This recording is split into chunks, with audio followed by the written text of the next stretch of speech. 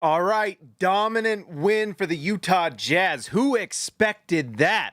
Let's talk about it. It's the Hoops Nerd Show.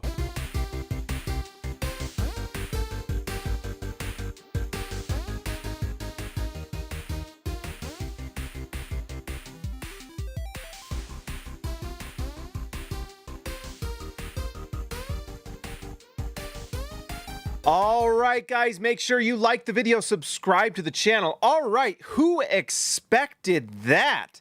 Holy cow, was that a dominant win for the Utah Jazz?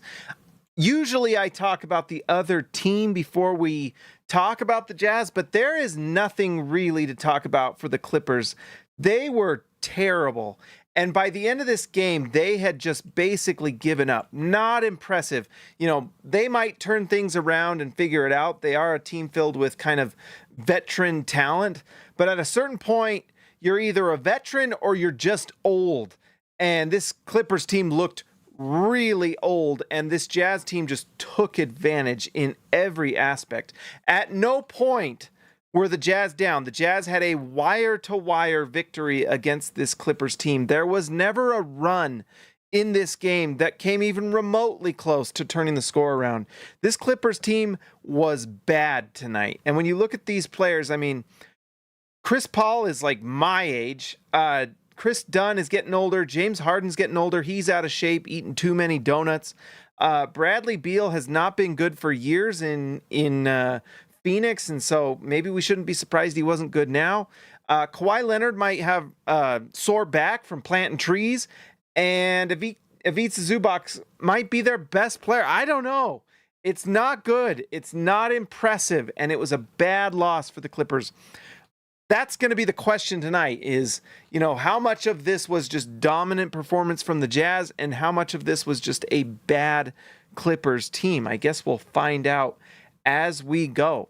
All right, let's talk about the Utah Jazz. Holy smokes, were they good tonight.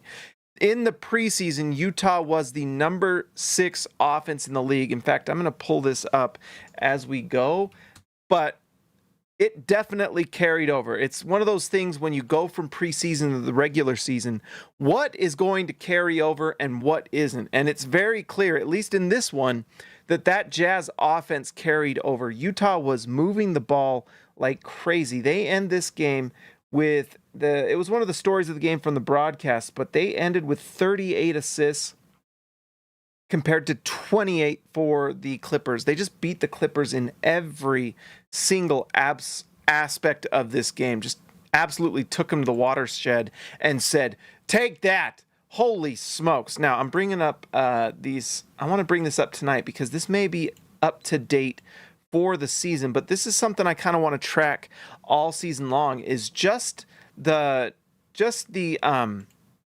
where the Jazz stand offensively and defensively in the league. Last year, they were the number 30 defense in the league. Tonight wasn't horrible. I mean, they hold the Clippers to, 108, which is actually pretty good when you consider we're in the three-point era. So this might be actually a really good defensive performance from the Jazz. But offensively, I think we're looking at something really good. All right, so let's see. I have regular season 25-26 per game. All right, yes, guess what? The numbers are up. So let's bring this over so everyone can see.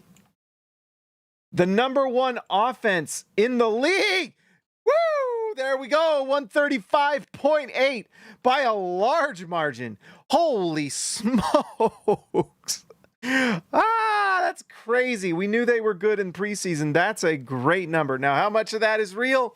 How much of that is bad Clippers? I guess we're going to find out, but not bad for the first game of the year.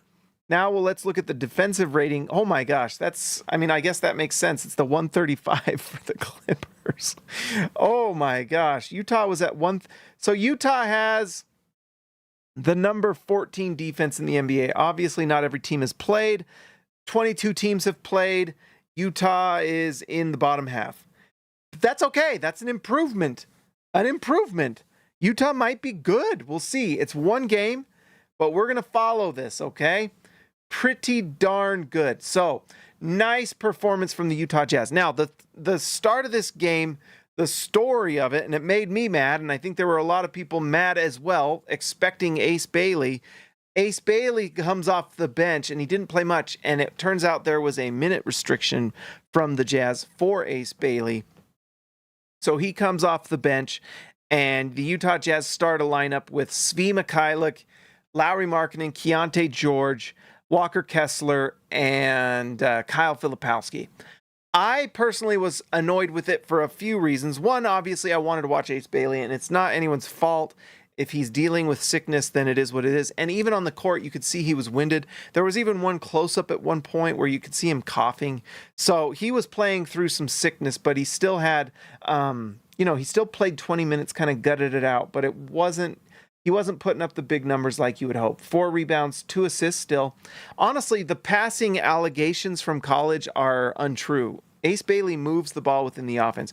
He just was moving a little slow tonight. You could tell he was just pretty winded, pretty quick as soon as he got on the floor. And they say a 15-minute restriction, he plays 20 minutes. So I don't know. We'll see what's going on. Austin Ainge was on the broadcast, and he talked and mentioned that they're protecting him a little bit. So I wonder if they're protecting him from the flu or whatever, or just trying to get him some minutes. But I don't know. There's a little bit of a logjam with some of these things, but the one that kind of, and I will go through each player, but the one that I honestly was personally annoyed with is Kyle Filipowski starting over Taylor Hendricks. I just feel like Taylor Hendricks is just a better player, and the numbers really pan out. When you look at the starting unit that started tonight, it was really led by Lauri Markkanen, Walker Kessler, and Keonte George. They were the 3 best players tonight, no question, of either team. They just absolutely drove the Jazz and crushed the Clippers. Filipowski and Svi Mikhailuk were fine, but you can just see in that plus-minus that Kyle Filipowski, probably not the best choice. Now, the reason people are probably going to say that Kyle Filipowski is starting, and I guess it makes sense, is that he moves the ball. You're putting a lot of playmaking responsibility on Keonte George if you're putting Taylor Hendricks here, but I think Keonte George was just fine. And I think this Jazz team moves the ball pretty well regardless. When you look at what Lauri Markkanen did, and let's just go through this. Lauri Markkanen had 5 assists tonight. Lauri Markkanen was awesome tonight. This is the best we've seen him play in a while, and that includes like the last half of last season, if not all of last season. This is just a great performance from Markkanen, who played 33 minutes. The Jazz just absolutely shared the ball, but when people were taking shots, they were good shots. And that is the way you win basketball games on the offensive end, at least. Utah had so many players. Look at this. They only had 1 player with no assists, which is Taylor Hendricks, which I guess kind of fits with what the Jazz were trying to do with Filipowski. But look at this. 5 assists for Markkanen, 5 for Filipowski, 4 assists for Kessler, 3 for Mikhailuk, and 9 for Keonte George. So they were absolutely moving the ball. But this 5 assists from Markkanen makes me happy because this wasn't a given last year. And, we'll see if this type of ball movement can keep up when Utah goes up against better defenses. But man, was it good stuff tonight.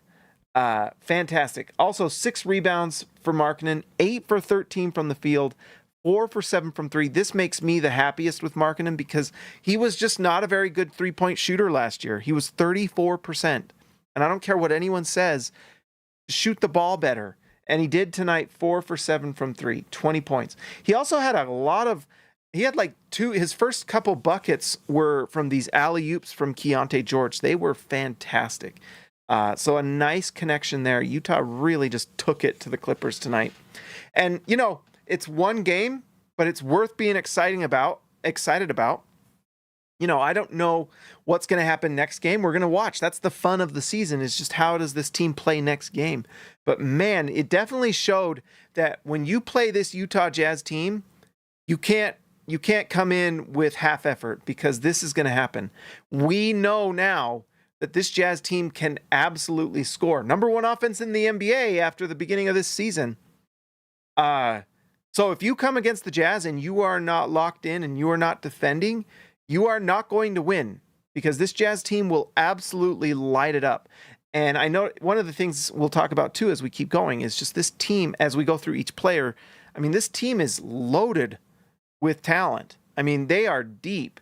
I don't know if we have a top-tier superstar yet, but my goodness, are the Jazz deep with good talent. And we're starting to see the young guys really figure it out. But anyways, nice to see Markkanen figure it out. All right, so I've talked about Filipowski a little bit. I think I'm finally kind of in the camp of being a little bit... I'm not as big on Filipowski as I think the average Jazz fan is. I think Jazz fans tend to be more high on Filipowski than I am. The main thing for me is that every time I've seen Filipowski have like a dominant or good performance, seems like it's always, against worse teams, or it's in garbage time, or it's in the summer league where he's crushing summer league guys, things like that. And that's a good thing. I mean, that means that he can play at a good level. I just think that type of player that can kind of dominate in those types of situations is more likely to be a great bench player, right? If you're crushing guys in preseason, if you're crushing guys in summer league, but then when you go up against better teams, even on tonight against a Clippers team that played lazy, poor defense, looked old and slow, 4 for 10 from the field and 1 for 6 from 3, right? You put him in this offensive lineman, this starting lineup because of this number right here, the 5 assists. But everything else was, I don't think the defense is good. The shooting just really comes and goes with him. There was one point last year where he shot the ball extremely well. There was like a 2-month stretch, and he got his 3-point percentage up to 40. And then he had a 2 or 3 month stretch where it went down to like low 30s. And so, it's just something to watch. I mean, I would personally rather see Filipowski come off the bench, and I would like to see Taylor Hendricks get that starting spot. I imagine that's what they would like to do. I think we even saw a note from that, and it probably came directly from Jazz PR on a note to the broadcast team. But talking about how the lineups are going to change and blah, blah, blah. I think Taylor Hendricks looks a little bit slow to me. They said he's going to full basketball contact just 6 weeks ago after what we all saw was just an absolutely catastrophic injury, right? And so I think that might be a little bit of it. But I just think that long-term Taylor Hendricks is going to be... I think he already is the better player. He's just a little slower. He's going to need more reps moving that ball. He's got to be able to move the ball within the offense. And I think he can, to be honest. I don't think Kyle Filipowski is this all-world... He's a good passer. Filipowski is a very good passer for his size. But I don't think he's this Jokic level passer that can't be replaced. And I think the defense from Taylor Hendricks is why I personally would like to see Hendricks get that 4 spot instead. But we'll see. It worked tonight, so if it just works and the Jazz are going to be the best offense in the NBA all season, then maybe I should be quiet. I don't know. Flipping the script, $2. Thank you, my man. Thank you so much. In fact, you know what? Let's just try one of these goals. Let's just try. Just for fun. Oh, never mind. I'm going to just turn that off. But I appreciate it so much. Thank you for the donations, guys. They mean so much to me. More like clipping the script. Tank not tonight. That's right. Hey, Utah is the #1 team in the NBA right now. 1-0, undefeated. #1 offense in the league. Mid-level defense. I mean, come on. Apparently, we're a finals contender at this point. May change our minds after next game, but I have a feeling Utah might go 2-0 if they play like this and go into Sacramento and just crush these pathetic Kings. No Kings, am I right? For this Utah Jazz team. All right, let's talk about Walker Kessler. Holy smokes, did he have what was probably about as close to a perfect game as you could have? I mean, I'm sure. We saw a few clips of Will Hardy absolutely laying into Walker Kessler on the bench. So there were things that he could improve on. And I think he got kind of beat by Zubats in a lot of ways. If you look at just the stats, Zubats actually had a pretty good night. 9 for 13 from the field, 19 points, 7 rebounds, 3 assists. So defensively, I think there could be some improvement there. But at the same time, you look and he had 4 blocks. So there's some improvement there, but holy smokes, was this a nice night for Walker Kessler. Perfect from the field, 7 for 7. That included 2 threes. Did anyone have #1 3-point shooter in the NBA, Walker Kessler, on their bingo card? Because I did not. I did not. The question is, will Walker Kessler be winning the 3-point competition come All-Star game? Maybe. Maybe. Certainly looks like we're trending in that direction, if you ask me. I'm just kidding. But if he can knock down these threes at if Walker Kessler can be a mid-30s 3-point shooter, then that changes a lot of what you expect from him. That makes him extremely interesting for this Jazz team. 2 for 2 from 3, 6 for 8 from the free throw line. Another nice little sign, 75%. He has been a 50% free throw shooter, give or take, his entire 3 seasons in the league. Can he get this up to like 70+%? Doesn't need to be, doesn't need to be Ray Allen at the free throw line, but if he can be over 70%, I think that makes him extremely valuable. One of the things that makes it tough to want to give a big contract to Walker Kessler is because, you could tell tonight they kind of tested him. He wasn't earning these free throws. He was getting hacked, and he went up and he knocked down 6 of 8. So hack of Kessler didn't work tonight. We'll see as the season goes along when the hack of Kessler comes, and it inevitably will. Does he keep shooting the ball from the free throw line? If he is knocking these down and he is hitting his 3-point shot at a league average level, then holy smokes, does he become a really, really nice player? You're looking at kind of a Brook Lopez, prime Brook Lopez with what he did in Milwaukee. Not quite the same player, because I don't think Walker Kessler has the kind of the offensive skill set that Brook Lopez has, but if he can spread the floor, then, who cares? You don't need Walker Kessler to be, Jokic or Wembanyama out there, but if he becomes someone that you can count on to hit threes when he's left open, then that forces the center out of the paint, and then you can do a lot more going to the basket, right? And when he's playing like this, this Jazz team's offense is going to be incredible. And honestly, what we saw tonight is really what Will Hardy can do and what this Jazz team can do when you have a center that can stretch the floor but also protect the rim.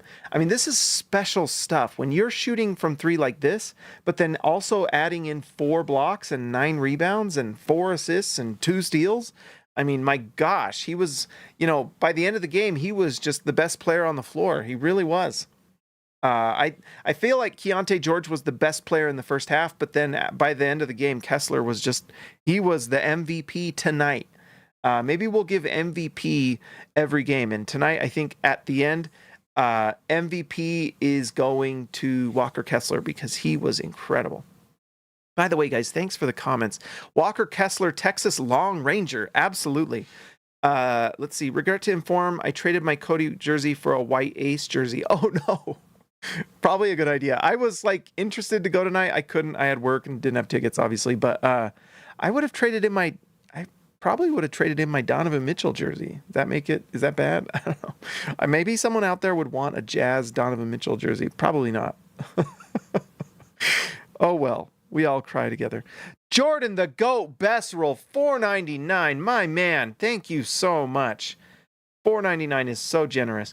Do we try and win as many games as possible, even if it costs us our draft pick? And Clayton Jr. needs to be the backup point guard.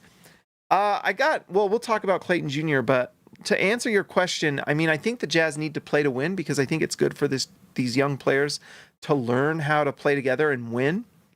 We do need to keep our pick because I do think, we'll see, but I do think tonight was a little bit of fool's gold because I think that the Clippers are old and slow and fat, literally.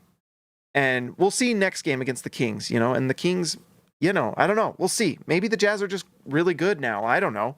If they're really good, then great. But I still think that we need to see and we need to be a little tentative. I don't think the Jazz are. I don't think Walker Kessler is going to shoot 100% from 3 every night. I don't think the Jazz in general are going to shoot at this clip, but maybe. The Jazz shot like 72% in the first half. I don't know if that's sustainable. And by the way, I think Walter Clayton is the backup point guard at this point. And I don't think, even when Isaiah Collier comes back, I don't think you play him. If Will Hardy is playing the lineups that he thinks make the team, the best lineups that give the chance the best opportunity to win, I don't think Isaiah Collier is part of that show. I mean, tonight, Walter Clayton was good, and that three-point shot, I mean, it was 1 for 3, but it's better than he shot during preseason. And he was nice. And, there isn't a player on this team, including Walker Kessler tonight, that couldn't knock down a three, right? Sturdy Potts, welcome to All-Star. Oh my gosh.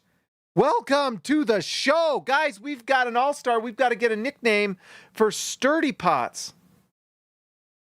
Guys, I want all of the members to start giving suggestions for Sturdy Potts' nickname. We'll have to simmer that as we go, although we can probably think about it right now. But Sturdy Potts. Dirty Thoughts, Sturdy Potts? No. Don't do that. Stirring the pot, Sturdy Potts? Stirring the pot. Let him cook. Oh, because he's Sturdy Potts. Let him cook. What do you guys think? I like it. Mostly because I can yell it, and it's kind of fun. Let him cook. Sturdy Potts. Welcome to All-Star, baby. Welcome to being a part of the show. Wow. And by the way, if anyone else wants to be an all-star, all you got to do is join the channel. Sturdy Potts, let him cook. I like it. We haven't had a nickname come that quick. Maybe I don't know. You don't like it? You joined the channel and you don't like it. Sturdy Potts, cooking with jazz. Ooh. Cooking with jazz. What do you think of that, Sturdy Potts? I guess technically you have to like your nickname. I mean, when I was a kid, this one kid, he cut me so deep, man. As a restaurant professional, I'll take it. Oh, well, which do you like better, Sturdy Potts? Do you like let him cook or cook him with jazz? Anyways, when I was a kid, my name's James. All of you are probably know that by now. But this one kid, and sometimes elementary school's kids are demons and devils. And one kid told me, and his name was Noah, and he said, James, more like Haynes her way. Ah! I knew he had got me right away. So all I could do, and I guess he got mad at me too. I just said, oh yeah, Noah Blowa. It wasn't as good a comeback, guys. It wasn't as good. So maybe that's my nickname. Haynes her way, James Hansen. Dang it! Still burns to this day. Sturdy Potts, cooking with jazz. Let him cook or cook with jazz. Sturdy Potts, you got to decide. You got to let me know which one you want. And that will decide. All right, let's keep going. Svi Mikhailuk started, and it made me so mad. It made me so mad. And I tell you what, I do not care that he shot 3 for 4 from 3. That's literally, well, he did have 3 assists, but pretty much that's all he was on their floor for was shooting. I don't know, man. 3 for 4 from 3. You're not bringing much else to the table. I like let him cook. All right, guys. We're going to do a poll for Sturdy Potts. And I need everyone to let him cook. Cooking with jazz. All right. We believe in democracy here. We'll see what everyone says. Okay.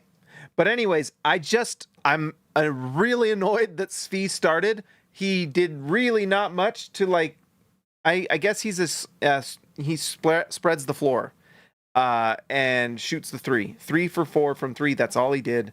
3 assists moving the ball within the offense. I hate it. I hate every second of it. I hate everything about it.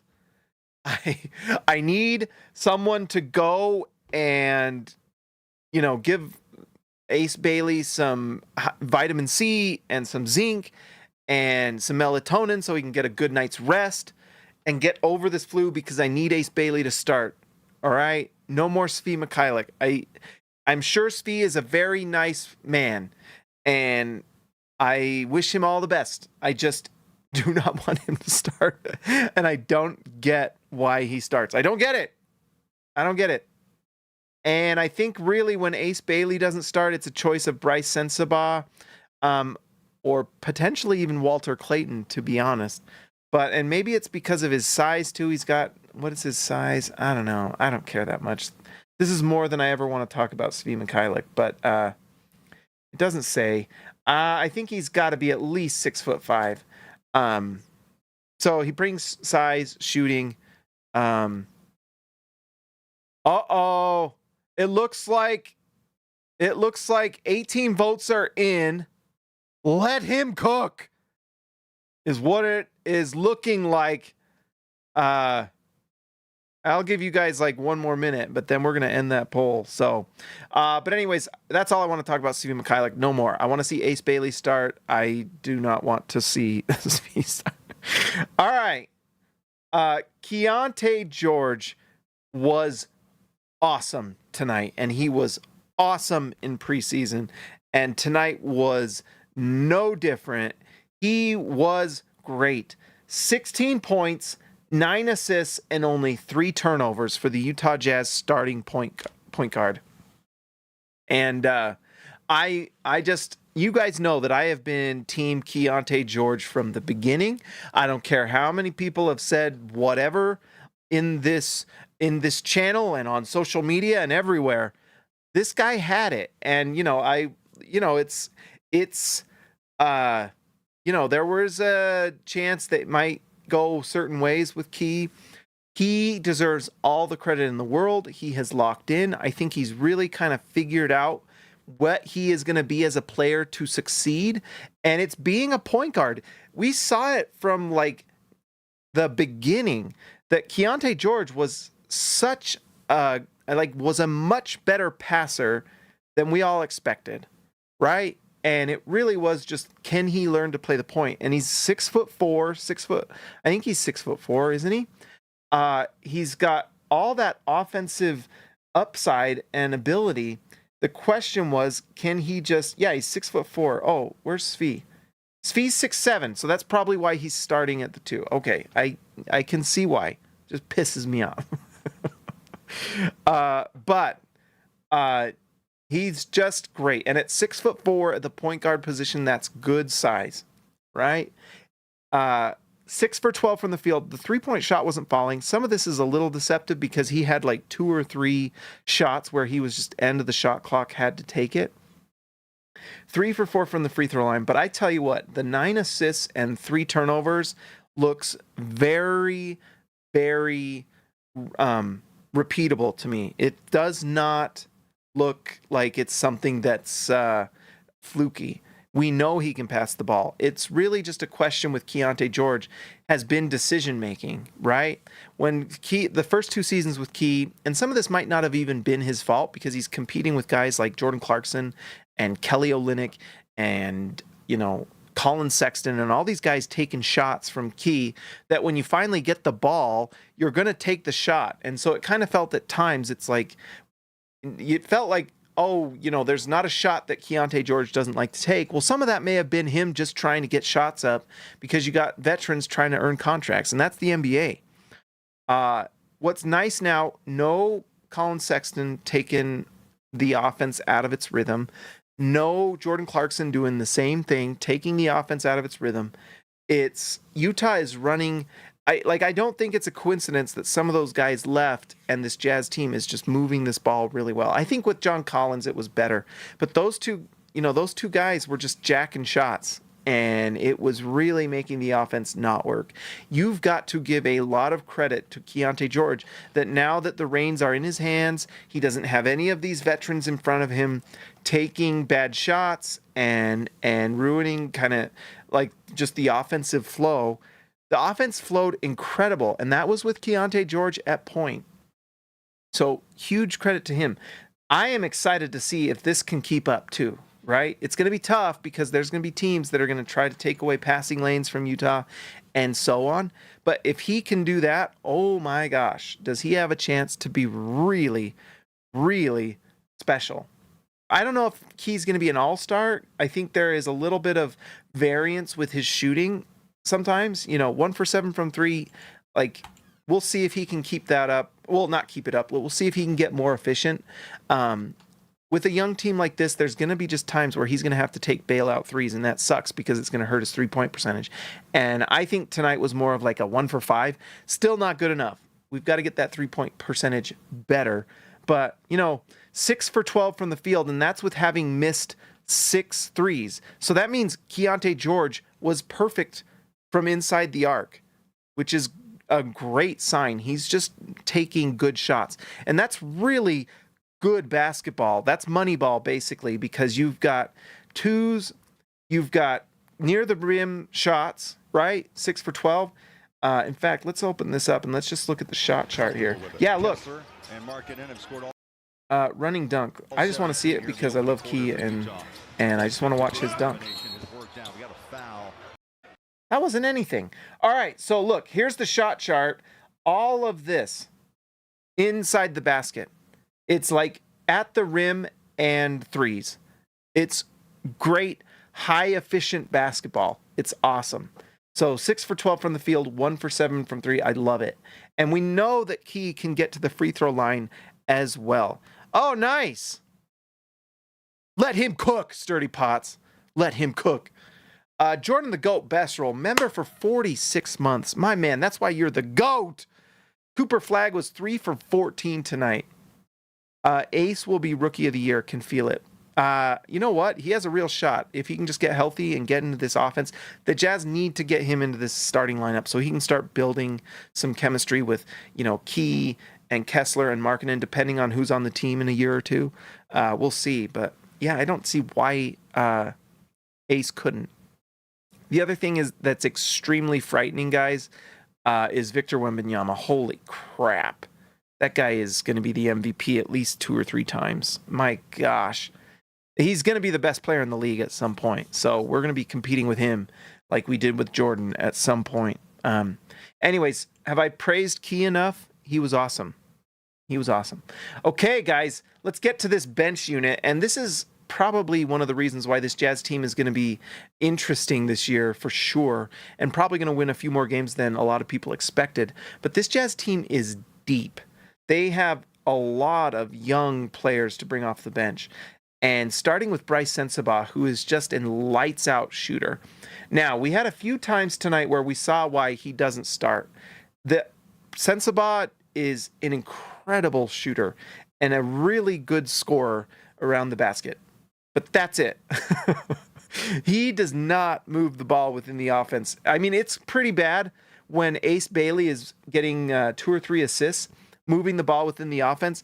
And the word on the scouting report on Ace Bailey coming out of Rutgers was that he was just a really bad passer. Well, Bailey's passing the ball within the offense. It's why he's earning himself a starting spot, on top of the fact that he plays good defense. Sensabaugh is probably the best shooter on the team. He's so good. He's that good. It's just, and I know he had 2 assists tonight, so that's an improvement, but he's got to be better. There were like multiple plays, and you can't just pull these up. I guess, let's see, they only credited him with 1 turnover, but he just does not move the ball within the offense particularly well. And I think you could probably see it if you were watching his no, that's not really his fault. But if you look at his misses, you'll see some of them where you're like, this is just not a shot you want to be taking. Let's see. Does it say if it's a miss? Comfortable in his own skin as Sensabaugh fires it. Yeah, I don't know. He doesn't miss a lot. I don't want to sound like I'm just dogging on Bryce Sensabaugh, which I kind of am. He is an incredible shooter. He really is just an absolute weapon. And I think him as a 6th man is the perfect role because I just don't know, maybe it'll get better and he works his way into the starting lineup, but he has just got to pass the ball within the offense a little bit better. When he's open for a three, he needs to take it because he's such a good shooter.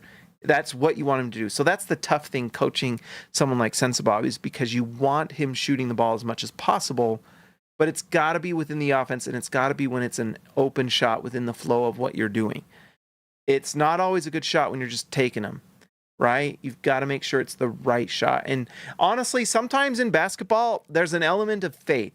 You have got to have faith that if you move the ball within the offense and you are open and everyone else is moving the ball like they should, then you will get that ball back and get a better shot, and an open one. And sometimes that's tough when you've got teams that don't pass the ball, or you got a lot of guys out there being selfish. You can't reach basketball nirvana, but you reach basketball nirvana when everyone is moving the ball until you find that perfect shot. It's the difference between good, better, best, right? A shot by Bryce Sensabaugh with a little bit of space is a good shot because he's such a good shooter. But guess what? There's better and best. The best is when Bryce Sensabaugh is wide open because the defense is moving around trying to catch up, and you've got the blender going, or whatever you want to call it, and it makes the defense make a mistake or overcompensate for someone else, and then all of a sudden Bryce Sensabaugh has a knockdown three. He's like a knockdown shooter if there ever was one. So that's what I got to say on Bryce Sensabaugh. I think he's getting better. It'll be interesting to see. The 2 assists is a nice thing, so we'll see. You guys all, if you follow me online, you know I was not happy that Ace Bailey did not start, but he played 20 minutes tonight on a 15-minute restriction. He goes 1 for 5 from the field, 0 for 2 from 3. I've talked about this so many times, and I'll talk about it for the rest of my life. But you can absolutely bet that when a player is shooting poorly, and you know that they're a good shooter, it usually means something is wrong, whether it's injury or sickness, and you could just tell he wasn't 100%. He's just, whether it's tendonitis in the knees or sickness, whatever, the flu, hopefully he can get better soon, because we know that he can do much better than this. And this is what he did feeling not good. And he still goes out and gets 4 rebounds, 2 assists. He scored 2 points on a let's just watch this dunk, because this is the first of many points for Ace Bailey in a Jazz uniform. They had this weird overhead angle. I don't know. But this is the first dunk for Ace Bailey. Boom! Nice to see. So we'll see a lot more of that as this season. And honestly, there was one point where I was watching him, and he just plays good defense, guys. He defends. That's one of the things I love about Ace Bailey, is he defends. He had an interview, if you want to go listen to it, it's with Kevin O'Connor on his podcast, and he had a quick interview with Ace Bailey, and Ace Bailey talked about he can defend 1 through 4, which I thought was interesting. 1 through 3 or 1 through 4, I can't remember, but I agree with Ace, because we watch him. He goes over screens. He moves extremely well. He's super long. He's quicker than you think, and he's big. So he has all the makings of being a really good defender. And, Utah has a cornerstone piece in Ace Bailey, I think. But it's going to be so fun to watch him throughout the season develop and grow. And I think there is a shot at Rookie of the Year. When Cooper Flagg's shooting 3 for 14, not great. Ace Bailey had a bad night, and he goes 1 for 5, and he still had a better percentage than Cooper Flagg. So we'll see. Now, and Cooper Flagg is going to be really good too, I have no doubt. But don't sleep on Ace Bailey. Taylor Hendricks, it's so good to see him back.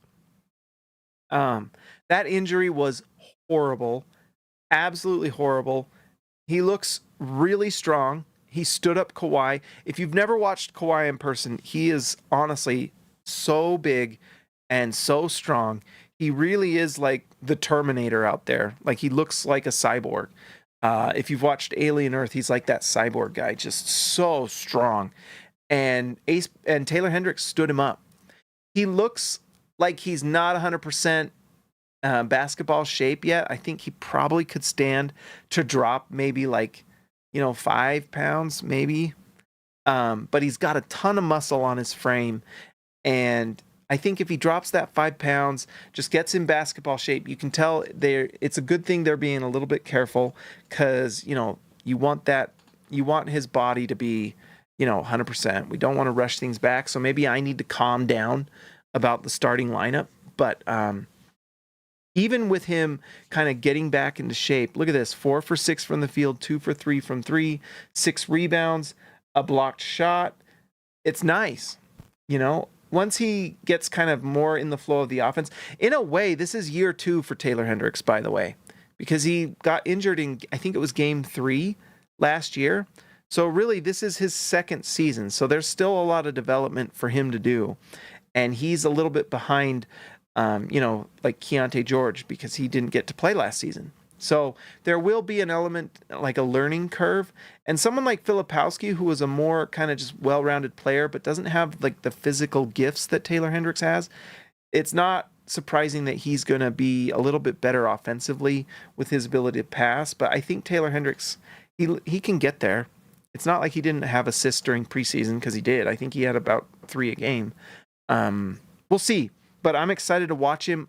Personally, I think he's the power forward of the future, unless Utah wins the lottery and gets like Cam Boozer, and then I guess we'll see what happens. But either way, Taylor Hendricks is part of this Jazz depth, which is awesome. Having someone like Taylor Hendricks come off the bench with his size, length, and his defensive ability, and the fact that he is a good 3-point shooter, I mean, that's a nice luxury to have. Holy cow. Yusuf Nurkic was solid. We kind of know what he's going to bring. He's been better than I thought coming to the Jazz. He didn't hit any threes tonight, but he does move the ball on offense. 2 steals. He had a breakaway steal in this one. 3 assists and 4 rebounds. Pretty nice for Nurkic, right? 16 points. I mean, he's been a nice pickup for Utah, and the Jazz are playing a very specific style they did not play last year, where the center is actually they're doing a lot more like dribble handoffs from the top of the 3-point line than just straight up pick and rolls going to the basket. Kessler is getting the ball at the top of the 3-point line, and we're seeing a lot of cutting to the basket. 4 assists tonight. Yusuf Nurkic, 3 assists, and that's because they're kind of playing their bigs out top and having a lot more movement, and it's making for an offense that is just really good. Number 1 offense in the league so far. We'll see if they keep it up. But man, Utah might have a top 10 offense for a while. If they decide they want to pull the rug on this team, we'll see. But that offense is awesome. So finally we get, that's how much depth as we finally get to Walter Clayton. Look at this, 4 for 8 from the field, 1 for 3 from 3. There were a few rookie moments with him tonight, a few mistakes, but it's his first game, so we're going to give him a little credit. But 10 points, 5 assists, 6 rebounds. That is a very, very nice first game for what looks like a steal for the Jazz. He has been just awesome from the start of his Jazz career to now. I think Utah might have their backup point guard locked in. Keonte George is looking like he is really locking in that number 1 spot at that point guard. And then Walter Clayton looks like he is a lock. I mean, this Jazz team you're starting to see this team really evolve and form into what you want it to be. They still need, in my opinion, that superstar player on this team, and maybe Ace Bailey turns into that. But it doesn't hurt to have 2 superstars, right? But all these young players are turning out to be nice players, and we're seeing the fruits of what the Jazz have been doing. While people were, complaining about the Jazz tanking, these guys were developing, Now we're finally starting to see the fruits of that labor. And then Walter Clayton, who's a 4-year college guy, comes in, and he looks like he's really, he might even be older than Keonte George. How old is he? He's 22. Keonte George is 21. Yeah, so Utah is seeing this youth just get better and better and better, and it's really impressive. I could not be more impressed with Walter Clayton. He just looks so poised and comfortable out there. He had, like I said, he had a few rookie moments tonight, but that's expected. He's a rookie. It's his first game. We're going to see a lot of rookie moments from him. We're going to see Taylor Hendricks make some sophomore mistakes as the season goes on, but they're very well coached. They're getting better. And by the end of the season, the starting lineup is going to be a lot different than it was tonight, I think. Depending on trades and who knows. Who knows what happens. But, man, was tonight a lot of fun. Cody Williams, I don't know, man. I have high hopes, but this is a tough league. And Utah is going to get another nice player next offseason. And it's a slippery slope to being off the team if he doesn't get better soon. So tough stuff, but it's okay. Utah has a lot of players, and it doesn't really matter if Cody Williams ends up being a bust. It doesn't really matter. Utah has drafted a lot of guys, and that's just kind of how this works. Like, draft as much as you can when you're bad. Try to develop them. The cream rises to the top. If players don't pan out, it's okay. You're not going to bat 1,000, right? But when you're at the top of the draft, you've got to hit, and it looks like they did with Ace Bailey. You know, it's very early, and who knows how our opinions change on things, but things are looking very good. Some of the players are not going to pan out. Some will, right? I don't know. But Utah certainly looks like they've got a lot of nice young players, and if they can just get one more superstar on this team, Utah might be a championship contender sooner than we think. They definitely have a great coach. Holy cow. Will Hardy is a very good offensive coach. We'll see how the defense looks as time goes on, but he knows how to coach offense. That's for dang sure. And we'll see if this defense can improve, right? All right, guys, I think that's all I got tonight. What a fun Jazz game that was. Holy smokes. Oh, no. I forgot to record for the podcast. Dang it. Well, we'll have to do it next time. Dang it. By the way, if you haven't gone to Spotify and given a rating, that I would appreciate it. Just even if you don't listen to the podcast, a review would be really nice, because it would be nice to grow that as well. Grow this on every medium, I guess. Let me pull up the music. Utah right now has no shot at... Utah's not in the lottery, so we can't even really do a tankathon. Look at this. Let's see, how loud is that? Is that too loud? It's pretty loud. Let's lower that a little bit. There we go. So look at this. Utah Jazz not in the lottery. Can't win the lottery if you're undefeated. Sorry, guys.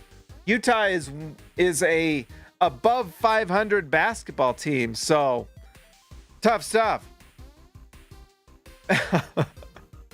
Maybe I'll download the video. I don't know. But anyways. Yeah, look at this. Washington and Brooklyn. There you go. But anyways, so no tankathon tonight. It's okay. Let's give a shout out to our All-Stars. We got to refresh because we got a new All-Star on this team. Let's refresh, baby. Welcome to Sturdy Pots. Let him cook. All right, let's bring this up. All right, here we go. Membership is growing, guys. If you'd like to support the channel, hit join. Let's give a shout out to the All-Stars tonight. Let him cook, Sturdy Pots. Ezekiel Raicibe, the man from Down Under. The Price is Right with Tyson Price. See ya. Lex Slater, Jordan the Goat, Best Row, Ryan Edward Perry, the legend. Christian House, Money to Haas, Robert, Hall of Fame. I Believe in Steve, Jazz Exile. Austin R. Grant, Editor Extraordinaire. Flipping the Script, the OG. And Patrick Akubo, the Connoisseur. Guys, if you're new here, make sure you like and subscribe. You can join the channel below. We've got 2 members-only videos for you to watch. If you want to just join the channel and be a rookie or just be a part of the live chat, join. And you'll also get those weekend Q&A members-only videos. Go check those out. All right, guys. I will talk to you tomorrow.